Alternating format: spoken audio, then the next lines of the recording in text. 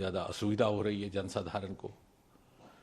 तो इन नेताओं की वरिष्ठता को देखते हुए सरकार की ओर से ये फैसला हुआ कि मैं स्वयं और मेरे संग केंद्रीय गृह सचिव मौके पर जाकर के इन वरिष्ठ नेताओं से मिले और हम ये सोच करके गए थे हम बड़ी विनम्रता से अपनी बात रखेंगे, तर्क रखेंगे कि सरकार से अगर चर्चा कर ली जाए बैठ करके तो ज़्यादा बेहतर है।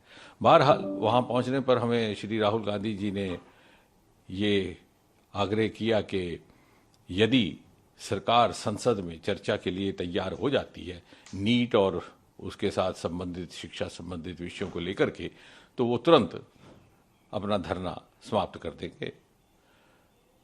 मैंने ये बात उनसे एक मर्तबा नहीं 2-3 बार पूछी।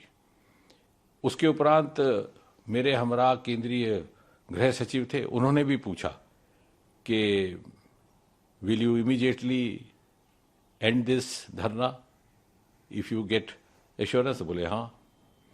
फिर हमने थोड़ी सी मुशक्कत की, एक्सरसाइज की, सरकार के शीर्ष नेतृत्व से चर्चा हुई और हमें ये कहा गया कि आप सरकार की ओर से उनको आश्वासन दीजिए कि सरकार को कोई आपत्ति नहीं है, सरकार तैयार है संसद में चर्चा करने के लिए, नीट को लेकर के भी, उसके साथ संबंधित विषयों को लेकर के भी, जो आंदोलन है उसको लेकर के भी।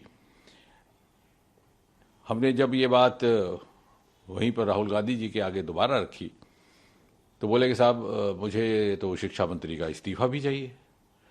तो हमने कहा साहब अभी कुछ ही क्षण पहले आपसे बार बार जब पूछा गया कि आपका क्या मुतालबा है तो आपने ये कहा था कि अगर मुझे ये आश्वासन दिया जाए कि संसद में कांग्रेस पार्टी को भारत सरकार चर्चा करने देगी या करने के लिए तैयार है तो मैं तुरंत ये धरना समाप्त कर दूंगा। लेकिन अब आप अपनी बात से हट रहे हैं। तो बोले साहब ये तो मेरी मर्जी है, मेरी मांगें बदल चुकी हैं। हमने कहा साहब this is not fair, you are changing the goal post. बोले दिस इज माई विश।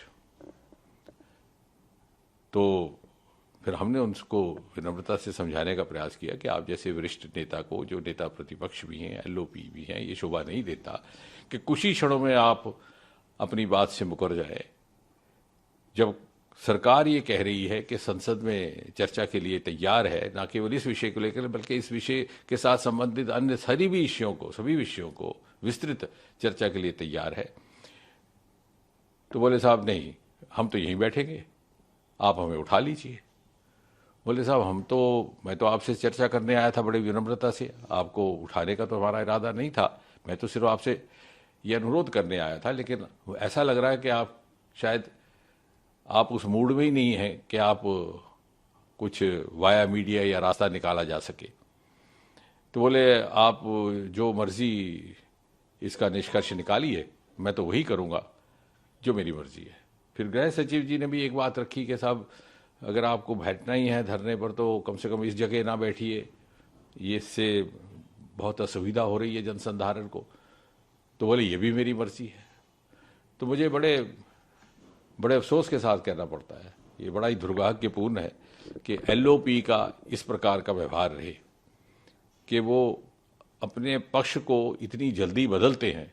और इसका अर्थ ये हुआ कि वो कन्फ्लिक्ट के मूड में है, वो चाहते ही नहीं कि सरकार के साथ सहयोग करके जनहित के विषयों पर चर्चा की जाए या जनहित के विषयों को आगे बढ़ाया जाए। वो ये मन बना करके आए हैं कि कन्फ्रंटेशन हो, कन्फ्लिक्ट हो, मुझे कोई मुद्दा मिले। लेकिन हम जानते हैं इस देश का आम इंसान, आम नागरिक इतनी समझ रखता है कि उस प्रकार की पॉलिटिकिंग में या इस तरह की राजनीतिक नौटंकी के झांसे में नहीं आने वाला। और जहां तक सरकार का ताल्लुक है, आपको स्मरण हुआ आज प्रातः ही प्रधानमंत्री जी ने बहुत स्पष्ट कहा है कि नीट और पेपर लीक इत्यादि विषयों के लेकर के जो लोग भी जिम्मेवार हैं उनके खिलाफ कड़ी से कड़ी कार्रवाई की जाएगी, की भी जा रही है। बहुत सारे लोग हिरासत में भी लिए गए हैं। ये एक ऐसा विषय है जिससे लगभग देश का हर प्रदेश मुतासिर हुआ है, प्रभावित हुआ है। और हम अपने बच्चों के साथ अन्याय नहीं होने देंगे, ना ही बर्दाश्त करेंगे। उसके बावजूद भी यदि विपक्ष और नेता प्रतिपक्ष सहयोग करने को तैयार नहीं है तो मुझे विश्वास है देश की जनता देख रही है, जिम्मेवारी उनकी रहेगी।